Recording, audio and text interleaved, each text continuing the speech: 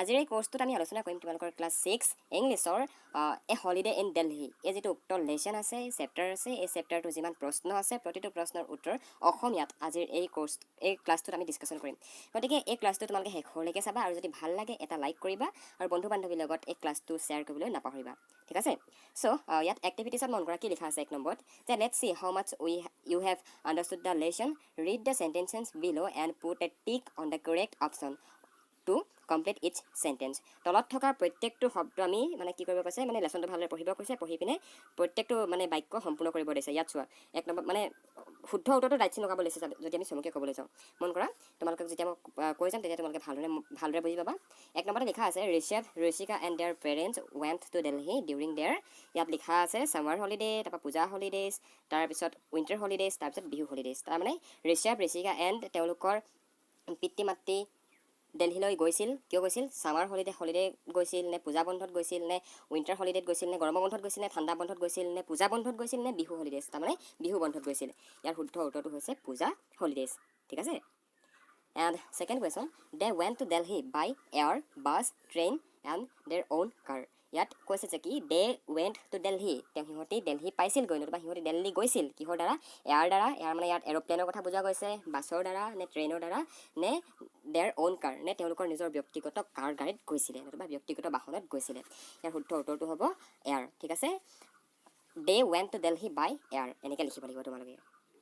next question Maple Inn is a lovely place fort restaurant নে hotel ইয়াৰ উত্তৰটো হৈছে হোটেল মেপল ইন এটা কি বস্তু মেপল ইন এটা লাভলি হোটেল হয় alright next question Rishabh found a wallet lying on the seat of the bus নে seat of the bus নে floor of the hotel নে floor of the bus নে bus stop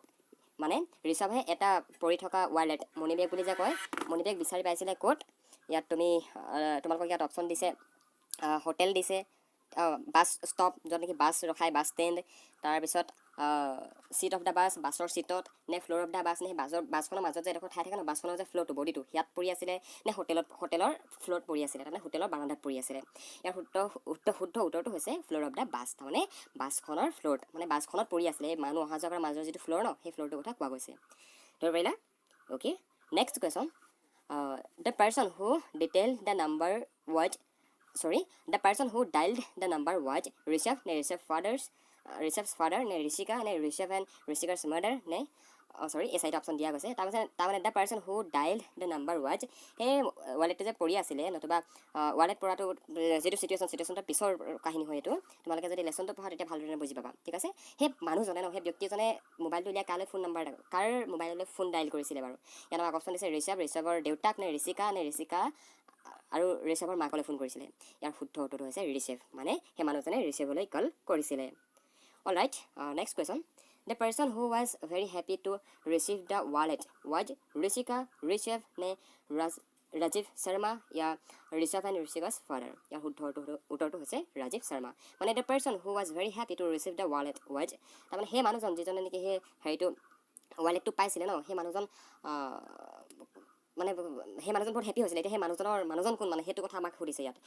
Rishabh নে ৰাজীৱ শৰ্মা নে ঋষভ আৰু ঋষিকাৰ দেউতাক হয় ঠিক আছে ইয়াৰ শুদ্ধ উত্তৰটো হৈছে ৰাজীৱ শৰ্মা অ'কে ধৰি পাৰিছা চ' 2 নম্বৰ কুৱেশ্যনটো মন কৰা 2 নম্বৰ কুৱেশ্যনটো তোমালোকক ইয়াত যিধৰণে দিয়া আছে এইধৰণে তোমালোকে নিলিখিবা ঠিক আছে তোমালোকে বুজি পাবৰ কাৰণে মই জাষ্ট ইয়াতে বনাই দিছোঁ এইখিনি এনেকুৱা ধৰণে চোৱা তোমালোকে ইয়াত এইটো কথা কৈছে যে কি ইয়াত যিকেইটা চিটুৱেশ্যন দিয়া আছে তোমালোকে কিতাপত মন কৰিবা তাত অপশ্যন দিয়া আছে 6টা এই গোটেই অপশ্যনকেইটা খেলি মেলিকৈ আছে মানে কাহিনীটো মানে আমি লেচনটো পঢ়ি কাহিনীটো অনুসাৰে মানে কোনটোৰ পিছত কোনটো ঘটনা সংঘটিত হৈছিলে সেইটো কথা আমি লিখিব লাগে ইয়াৰ আচল অৰ্থটো হৈছে এইটো ঠিক আছে চ' ইয়াত যিকেইটা অপশ্যন দিয়া আছে যিকেইটা তোমালোকৰ তাত লিখা আছে সেইকেইটা উল্টা পুল্টা হৈ আছে এইখিনি মানে কাৰেক্টলি মানে আমি লিখিব লাগিব ঠিক আছে চ' ইয়াত কাৰেক্টলি লিখিবলৈ গ'লে কেনেকৈ লিখিবলৈ মন কৰা এক নম্বৰ তোমালোকে লিখিবা Rishabh and Rishika played with their father এইটো প্লেণ্ট হ'ব লাগিছিলে ঠিক আছে এইটো ভুল হৈ গ'ল ইয়াত ডিটিপি কৰোঁতে ভুল হ'ল ইয়াত প্লেণ্ট হ'ব লাগে হা প্লেন মানে কি মানে সিহঁতে ভবা নতুবা আঁচনি বনোৱা মানে প্লেন কৰা আৰু মানে ঠিক আছে বুজি পাইছা প্লেন কৰা বোলে আজি আমি বোলে আমুক তাৰিখত আমুকলৈ যাম সেইটো আমি প্লেন কৰিছোঁ ঠিক আছে চ' এক নম্বৰ লিখিবা Rishabh and Rishika planned with their father for a holiday trip to Delhi মানে প্ৰথম ঘটনাটো এইটোৱে হৈছিলে যে কি ঋষভ আৰু ঋষিকাই সিহঁতি দিল্লীলৈ যাবলৈ এটা প্লেন কৰিছিলে ঠিক আছে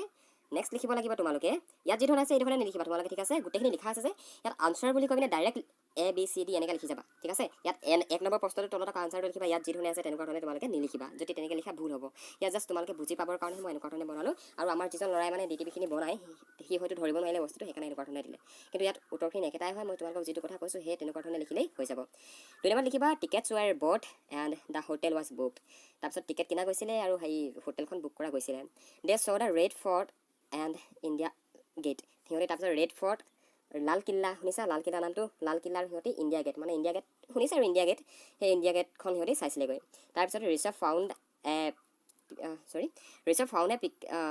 পিকেড up a wallet lying on the floor of the bus ঠিক আছে তাৰপিছত ৰিচাৰ্ভে সেই বাছখনৰ ফ্ল'ৰত এটা মনি বেগ পাই থকা পাইছিলে এটা ৱালেট পৰি থকা পাইছিলে next they went to Agra সিহঁতে তাৰপৰা আগ্ৰা গৈছিলে তাৰপিছত they return the wallet to its owner তাৰপিছত সিহঁতে সেই যে মনি বেগটো হেৰাই পাইছিলে সেই মনি বেগটোৰ গৰাকীক ঘূৰাই দিছিলে ধৰিব পাৰিলা চ' এতিয়া আহিলে তোমালোকৰ 3 নম্বৰত বৰ বেছি বুজিবলগীয়া নাই জাষ্ট তোমালোকে নিজে হাতৰ আখৰ বনাব লাগিব ঠিক আছে চ' ইয়াত তোমালোকৰ কাৰণে উত্তৰটো মই দেখাই দিছোঁ কেনেকৈ বনাব লাগিব ঠিক আছে চ' সিহঁতে কোন তাৰিখে মানে দিনলিপি টাইপত সিহঁতে কোন তাৰিখে কি কাম কৰিছে ক'ত কৰিছে সেইটো মানে আমি ইয়াত লিখিব লাগিব অলৰাইট ইয়াত চোৱা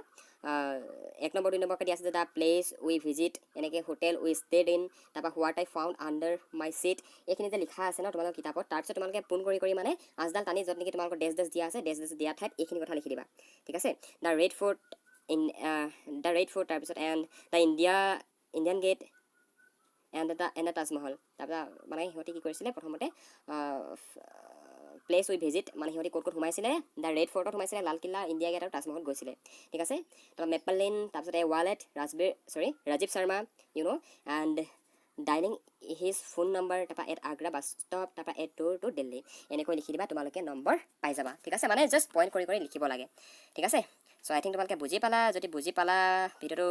ভাল যদি পালা লাইক এটা কৰি দিবা যদি বুজি পোৱাত সুবিধা হ'ল ঠিক আছে আৰু এই ক্লাছটো তোমালোকৰ ফ্ৰেণ্ডছবিলাকৰ লগত শ্বেয়াৰ কৰিবা আৰু যদি তোমালোকে হেৰিটো ডাউনলোড কৰিব বিচৰা